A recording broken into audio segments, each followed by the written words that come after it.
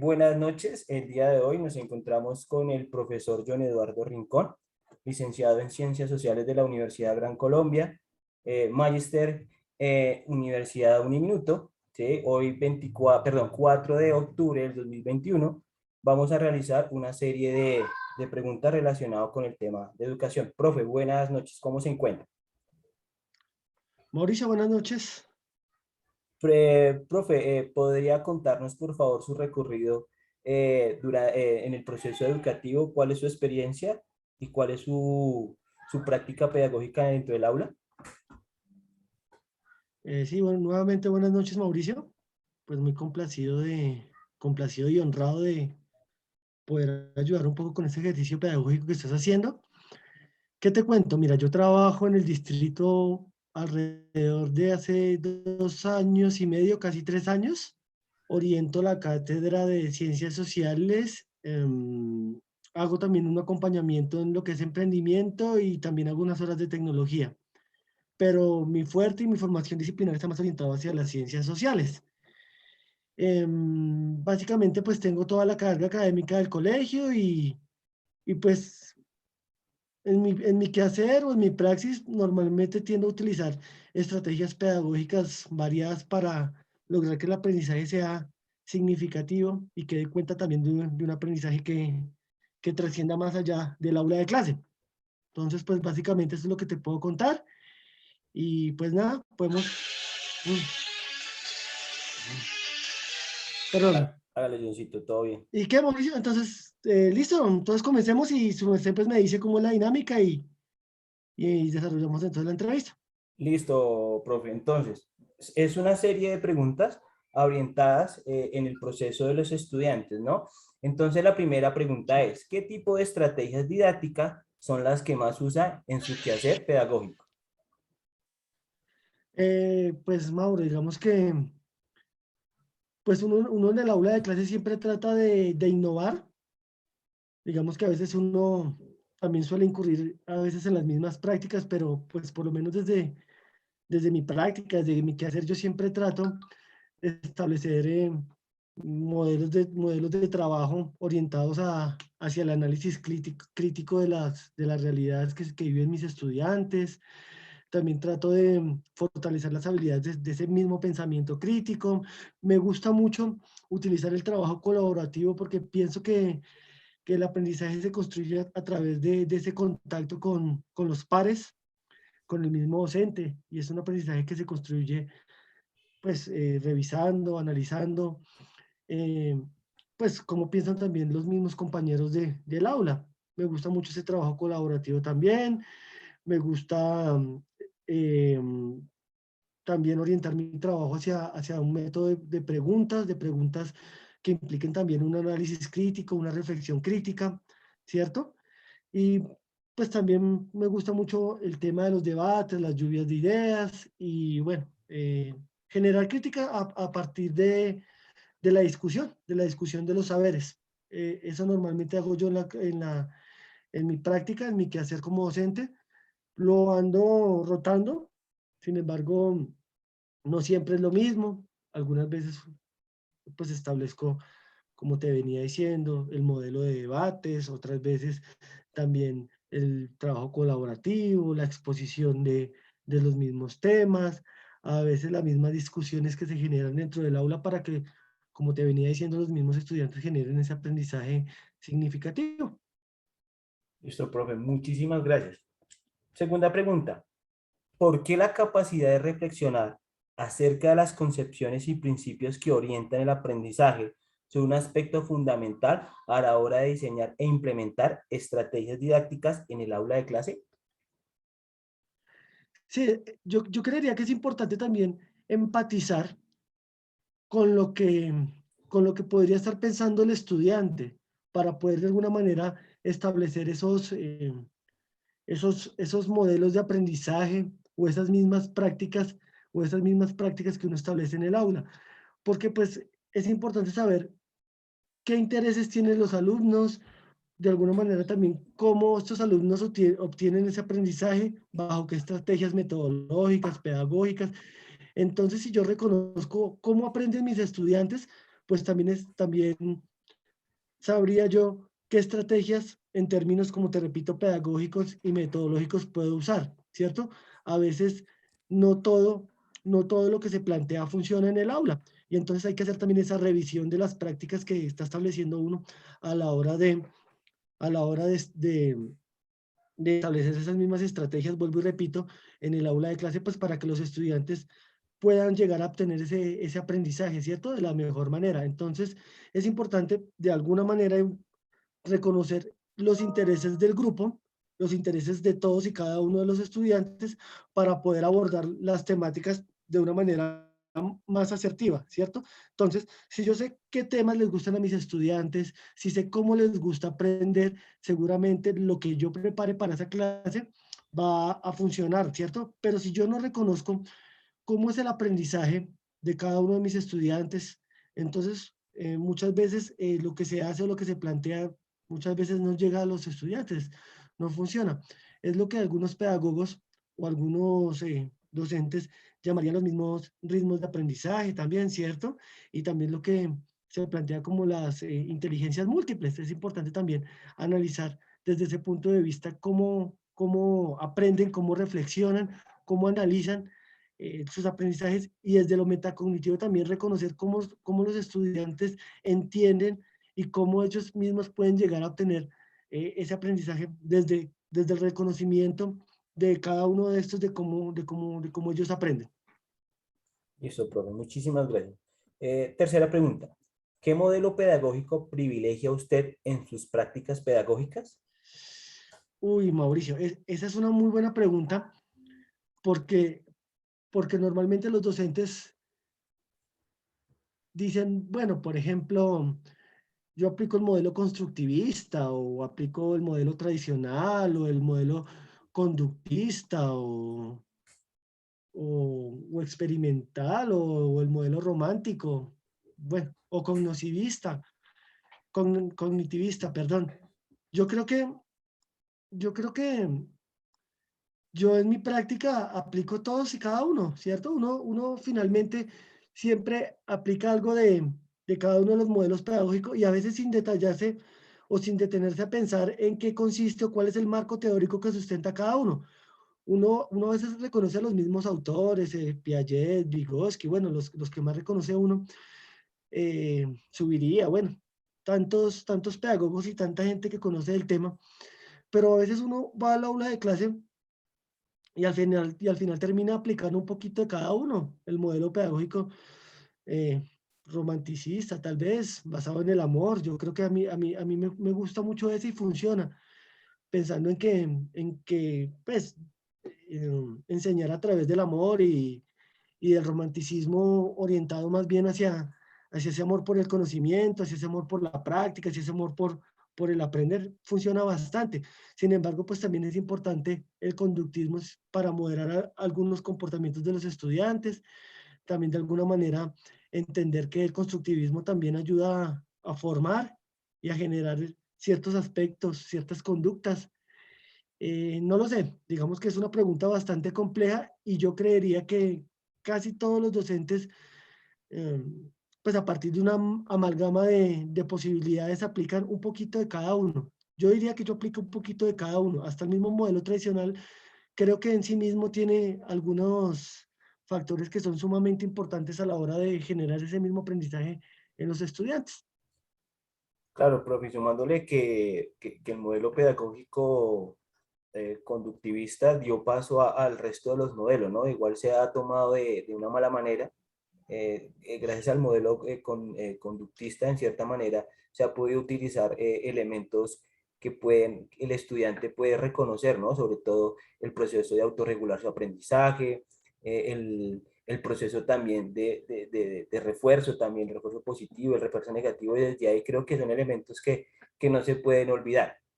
Es verdad, y pues eso aunado a lo que te estaba diciendo, igual es que igual es que si lo analizamos realmente al detalle, nadie entra a un aula de clase. Yo creo que son muy pocos los que entran a un aula de clase reconociendo todos los factores estructurales de un solo modelo pedagógico y, como lo diríamos en términos coloquiales, aplicarlo a rajatabla. porque pues realmente yo creo que la idea de uno como docente no es encasillarse en algo, sino adoptar lo mejor que pueda, que se dé en cada uno de esos modelos pedagógicos y aplicarlos en la práctica, ¿cierto? Porque pues el fin mismo de eso es lograr que los estudiantes, y como he venido haciendo énfasis, pueda obtener un aprendizaje significativo a través de las distintas estrategias que se puedan implementar en el aula. Listo, profe, muchas gracias. ¿Listo? Siguiente pregunta. Desde su experiencia de trabajo con sus estudiantes, ¿cuáles considera usted son los procesos de pensamiento que más potencia en su quehacer? Uy, los procesos de pensamiento, pero esto que orientado a lo metacognitivo, Mauricio, A lo cognitivo. porque podemos encontrar, por ejemplo, desde los modelos de pensamiento relacionados con la metacognición, podríamos encontrar, por ejemplo, lo volitivo, que está relacionado con la voluntad del aprender, lo axiológico, relacionado también con los mismos valores que le den el estudiante a esos aprendizajes que está adquiriendo. Y lo podemos mirar desde muchas perspectivas, ¿cierto? Pero yo creería que en sí mismo esos modelos de aprendizaje o ese mismo aprendizaje cognitivo, de alguna manera, o el reconocimiento de esa metacognición en el aprendizaje, podría generar en el estudiante, no sé, digamos que, por así decirlo, ese mismo reconocimiento de cómo estoy aprendiendo. Y si yo reconozco cómo estoy aprendiendo, seguramente voy a aprender más, voy a aprender mejor. Y ese aprendizaje va a dar cuenta de algo que se puede aplicar en un contexto en términos generales, ¿cierto? Entonces, sabiendo que ese aprendizaje y que esos saberes que se dan en el aula me van a servir para un futuro, ¿cierto? Y que me van a ayudar a generar, como vuelvo y te lo repito, ese aprendizaje significativo, ese aprendizaje para la vida, que me ayuda a entender un poco las dinámicas sociales que se generan en mi contexto. Seguramente ese mismo aprendizaje pues nos servirá de alguna manera para contextualizar todos esos saberes, ¿no? Entonces, creería que respondo a tu pregunta con eso o no sé Sí, si me fui profe, por creo otros que sí. lados. La pregunta en Repíteme la efecto. pregunta, por favor, Mauro. Señor, ¿Me repites la pregunta? claro. Desde su experiencia de trabajo con sus estudiantes, ¿cuáles considera usted son los procesos de pensamiento que más potencia en su quehacer? Claro, sí, definitivamente te respondo la pregunta. Yo trato de fortalecer en mi práctica el aprendizaje volitivo relacionado con la metacognición, y es con la voluntad del estudiante por aprender, porque reconocer esos procesos de metacognición y cognición. Lo axiológico también es fundamental en el aprendizaje, planteado en términos metacognitivos, porque un estudiante que reconoce el valor, ¿cierto? El valor de su proceso de aprendizaje como tal, reconoce también la importancia de ese mismo aprendizaje y de alguna manera también logra contextualizar ese mismo aprendizaje. Entonces, básicamente, sí te estoy resumiendo un poco la pregunta que te respondí inicialmente. Listo, Uy, profe. Siguiente pregunta. En sus clases de ciencias sociales, ¿usted privilegia el conocimiento histórico sobre el conocimiento geográfico?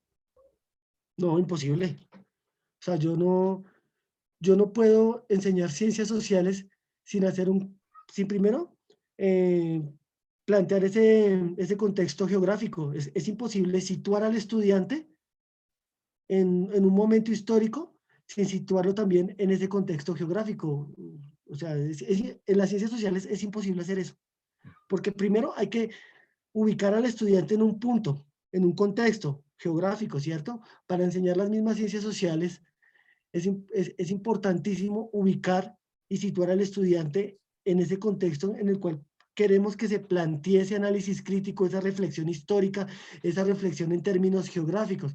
Por ejemplo, vuelvo y te repito, si vamos a enseñar geografía física, geografía económica, geografía humana, los distintos tipos de geografía, es importante también contextualizar en términos históricos al estudiante y viceversa. No puedo, y mal haría un profesor, un historiador o un profesor en ciencias sociales, desarraigándolo uno de lo otro o escindiéndolo uno de lo otro. No, no sea, para mí las ciencias sociales no se conciben de esa manera.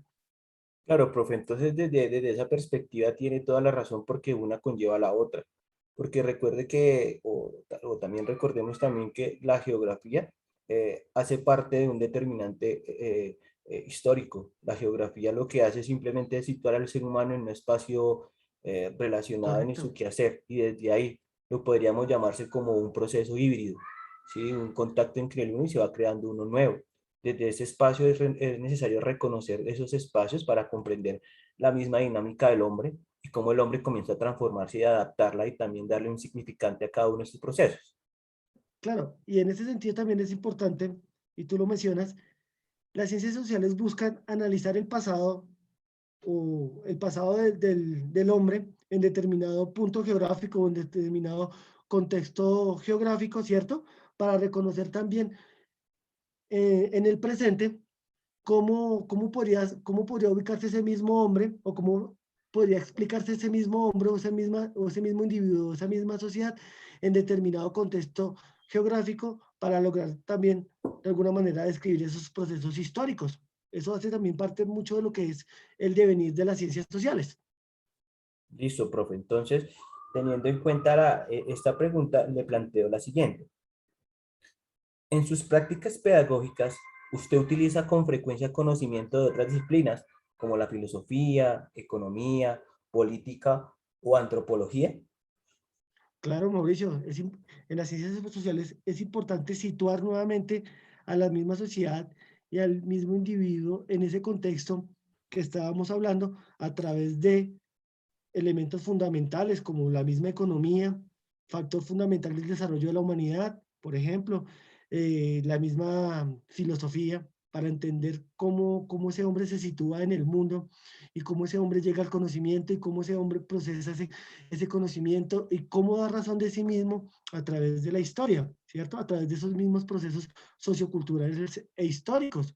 La misma economía, la misma economía nos ayuda a entender también cómo algunas de las dinámicas sociales se han desarrollado a través de la historia y a través del tiempo, ¿cierto? Factor fundamental.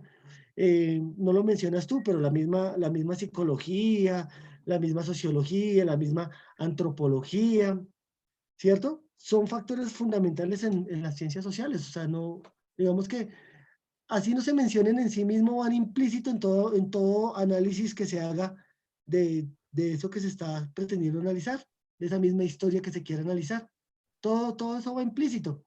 Y entonces a veces uno puede que no lo reconozca abiertamente o en un contexto académico, pero uno sabe que el devenir histórico del hombre va relacionado con esas áreas que son supremamente importantes también para describir muchos procesos históricos. Listo, profe. Sí, y recordé fundamental que sin la economía no se puede hablar de cultura, no se puede hablar de política porque hay una... Y viceversa, Mauricio, Y y dice, viceversa. Es que todo va correlacionado. sí, Todo va relacionado y todo da cuenta de los mismos procesos históricos mirados desde distintas dimensiones. Pero pues aunado a eso, dan cuenta en términos generales de esos mismos procesos históricos, de esa misma historia o de ese mismo devenir histórico.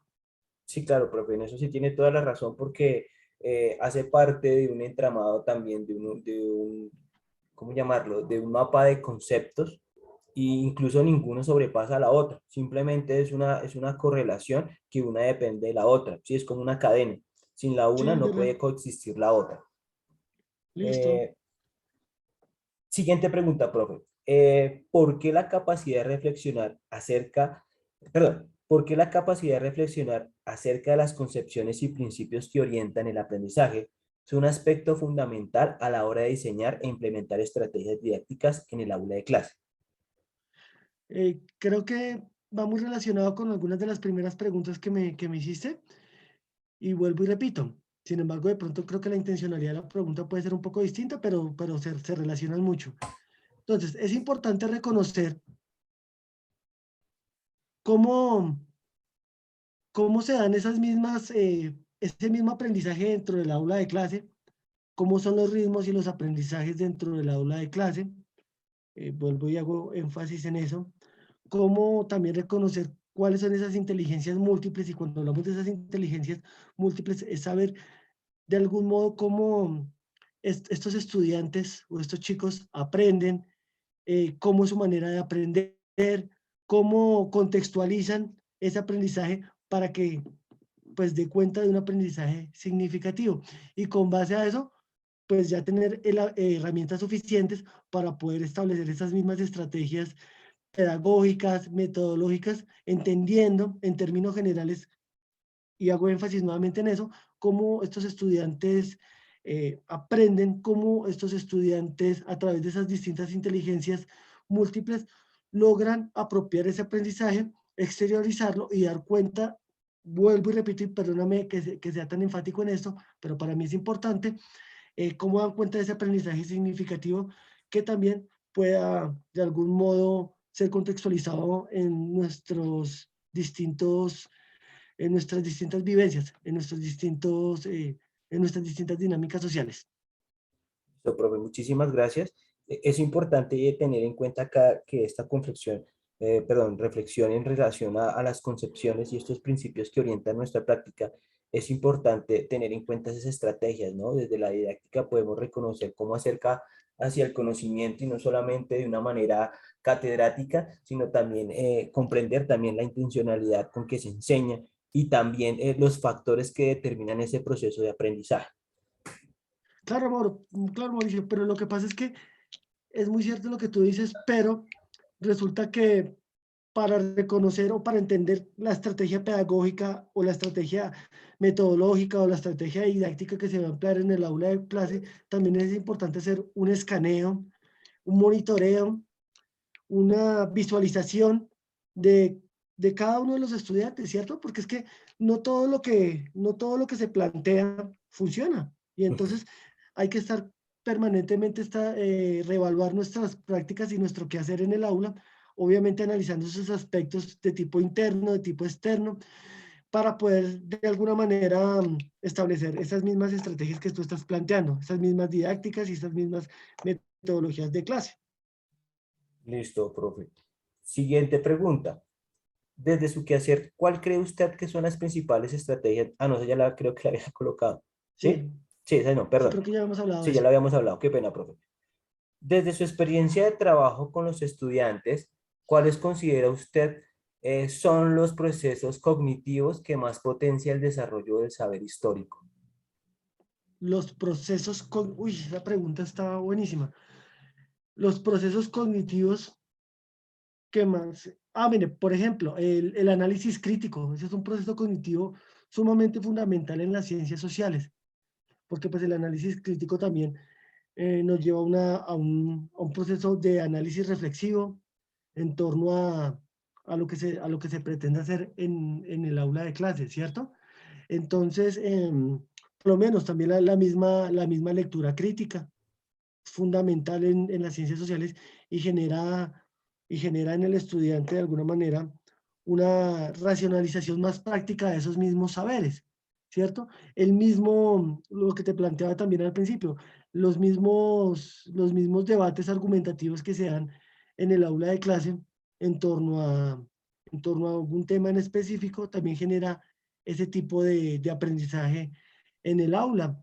Las mismas exposiciones en términos sociogeográficos de algún momento histórico también genera aprendizaje significativo. Son muchas cosas. En las ciencias sociales normalmente se presta mucho para eso, pero yo creería que fundamentalmente la lectura crítica y la contextualización de esa lectura crítica a partir del análisis crítico. Eh, la relación de saberes me parece fundamental en las ciencias sociales. Entonces, traer un momento histórico, cierto, determinado, entender esas dinámicas sociales en ese mismo momento histórico y contextualizarlas en lo que estamos viviendo en la actualidad también, ¿cierto? Hacer esa relación, aunque podría pensarse que no es pertinente en algunos casos, sin embargo, también es importante relacionar lo que se ha pasado, lo que se ha presentado en ese devenir histórico y lo que se presenta en los distintos momentos históricos que estamos viviendo actualmente, o no los distintos momentos históricos, sino mejor lo que estamos viviendo en la actualidad. Estableciendo esa correlación, seguramente el estudiante logrará entender de manera más precisa y más asertiva cómo a través del tiempo las mismas cosas han cambiado, los mismos procesos han cambiado y de alguna manera también, vuelvo y repito, entenderá mejor cuál es su rol o cuál es su papel en la actualidad. Listo, profe, sí. Es fundamental sobre todo ese saber, ¿no? El por qué y el para qué. Sí, profe, creo que esa pregunta sí iba a la que yo le decía la anterior, desde su quehacer. ¿Cuáles cree usted que son las principales estrategias metodológicas que funcionan para que sus estudiantes autogestionen su propio aprendizaje? Las estrategias metodológicas para que autogestionen su proceso, eso está sumamente relacionado con el pensamiento o con la metacognición, mejor. ¿Qué prácticas metodológicas? Entonces, volvemos a lo mismo. En las ciencias sociales es fundamental la lectura, o sea, realmente, y lograr entender desde la lectura y desde el análisis crítico de lo que se está leyendo o desde la interpretación lógica de lo que se está viviendo, cómo puedo yo, reconociendo mis propios procesos cognitivos, cómo lograría yo aprender de mejor manera, ¿cierto? Entonces, por ejemplo, yo sé que entiendo más haciendo resúmenes o logro procesar mejor mi aprendizaje a través de distintos esquemas mentales. Esto también tiene que ver mucho con lo que hablábamos, con las inteligencias múltiples y con el autorreconocimiento de mis procesos cognitivos. Listo, profe. Siguiente pregunta. Desde su experiencia de trabajo con los estudiantes, ¿usted considera necesario relacionar los hechos sociales, políticos y culturales del pasado histórico de Colombia con los que sucede en la actualidad del país? Creo que esa pregunta te la respondí con la pregunta pasada.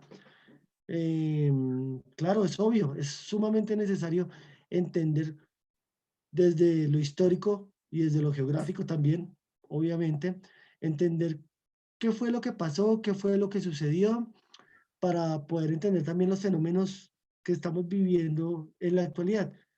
Creo que hay un dicho muy popular que dice que es importante reconocer el pasado para no cometer los mismos errores en el presente o en el futuro. Y eso es clara muestra de lo que estamos viviendo.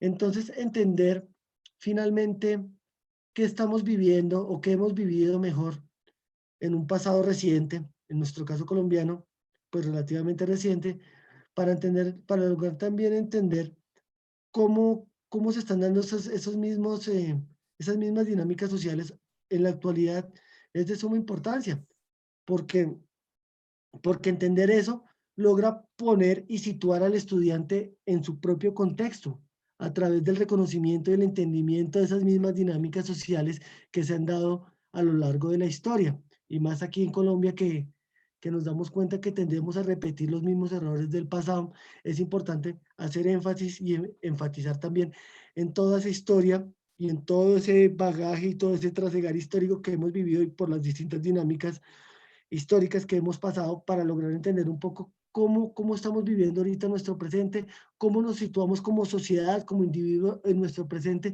y qué podemos hacer para entenderlo mejor y para lograr transformarlo desde nuestro quehacer, desde nuestra misma actitud hacia nuestro mismo contexto que estamos viviendo en la actualidad. Listo, profe. Ya esta ronda de preguntas ya va a finalizar, ya casi finaliza. Nos quedan dos preguntas. ¿Sí? Siguiente pregunta. ¿Considera usted que en sus clases los niños y las niñas y jóvenes manifiestan emociones y sentimientos en el momento de narrar sucesos como la guerra, la paz, el descubrimiento, la conquista, la independencia, el cambio climático, la destrucción de ecosistemas? Sí, normalmente sí manifiestan emociones, pero eso también tiene que ver mucho con la estrategia pedagógica y la estrategia metodológica. No es lo mismo, de algún modo, narrar un hecho o narrar eso que estás planteando de una manera plana y sin contexto, sin situar al estudiante en el porqué y en las consecuencias de lo que se está haciendo, ¿cierto? Entonces, esto que se plantea en el aula de clase a través de las distintas dinámicas de las mismas estrategias es importante, ¿cierto? Y pues reconociendo esto y entendiendo esto, el estudiante que se le contextualiza el aprendizaje a través de estas distintas estrategias logra desde lo axiológico, desde lo, desde lo mismo, desde la misma sensibilidad del estudiante, logra apropiar eso, ¿cierto? Logra entender y logra empatizar de alguna manera con lo que se le está planteando. Demuestra emociones, obviamente demuestra emociones cuando se le plantean lo que tú planteabas, hechos históricos, hechos que tengan que ver también con el daño al planeta, a los ecosistemas, la relación del mismo hombre con el individuo, la misma relación que se da con esa correlación que se establece hombre-sociedad, hombre-medio ambiente, hombre-naturaleza, desde la misma, desde esa misma situación que se le plantea al estudiante en esos distintos hechos, ¿cierto? Pero si se plantea de buena manera, si se plantea o se sitúa al individuo o al estudiante o la misma sociedad en ese momento y a través de problematizar, palabra fundamental en las ciencias sociales, problematizar el individuo en esas situaciones. Si no se hace eso, el aprendizaje no es significativo, porque sería un aprendizaje muy plano que parte también solamente de describir el hecho y quedarse ahí. Hay que problematizar también, y es muy importante en las ciencias sociales problematizar lo que se está haciendo a través de situar al hombre en ese contexto, ¿cierto? Y establecer de alguna manera también esas consecuencias de esa relación hombre-medio ambiente, hombre-historia, hombre-contexto geográfico y en general todo eso. Listo, profe, muchísimas gracias. Ya para finalizar, eh, hacerle la última pregunta relacionado con ¿cuál es la relación que usted como docente tiene cuando sus estudiantes expresan emociones y sentimientos durante la clase? Uy, la verdad a mí como docente me genera gran satisfacción saber que de algún modo los estudiantes están siendo afectados de manera positiva, y cuando hablo de manera positiva hablo que están logrando entender esas mismas dinámicas o esos mismos saberes, mejor, más que esas mismas dinámicas, esos saberes los están logrando entender, los están, como te decía en la pregunta anterior, los están problematizando, ¿cierto? Para mí es importante saber que el estudiante está está logrando entenderlo y está logrando entenderlo desde su, desde su entendimiento de cómo se están dando esas mismas dinámicas sociales, ¿cierto? Para uno como docente es fundamental lograr que el estudiante de algún modo pueda entender, ¿cierto? Pueda entender y pueda problematizar y pueda empatizar y pueda analizar y pueda hacer esa reflexión crítica y pueda debatir y pueda discutir y de algún modo también se apropie de esos saberes, y cuando se apropia de esos saberes es porque realmente está analizando críticamente lo que se le está planteando en el aula de clase. Entonces, para mí eso, en términos generales, da cuenta de un aprendizaje significativo, un aprendizaje que logra que el estudiante se vincula a esos saberes, ¿cierto? Y que los logra aterrizar y los logra expresar y a través de, como te venía diciendo, a través de esa valoración de ese mismo aprendizaje, logra entender esos fenómenos que se le están planteando ahí o logra aterrizar esos saberes. Listo, profe, nada, esta entrevista fue fundamental, sobre todo en el quehacer pedagógico, no solamente desde un punto de vista eh, epistemológico, sino también desde un punto de vista humano, ¿no? Sobre todo desde un punto de vista sensible, desde un punto de vista de entre el contexto educativo y relacionado con los alumnos, que es fundamental en el proceso de pensamiento y en el proceso de también autogestionar también su aprendizaje y también cómo los docentes utilizan estrategias pedagógicas para mejorar en términos de pensamiento y relacionarlos también con un contexto determinado. Gracias, profe John Eduard, por su participación y por la disposición que usted pone a esta entrevista, fundamental para el desarrollo de esta pequeña investigación. Gracias, profe. Muchas gracias a ti, profe.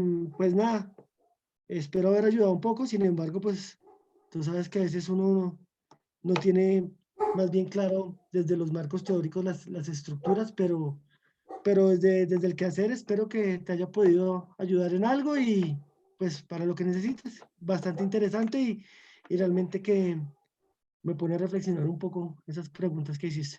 Listo, profe. Muchísimas gracias y nada, desearle una feliz noche.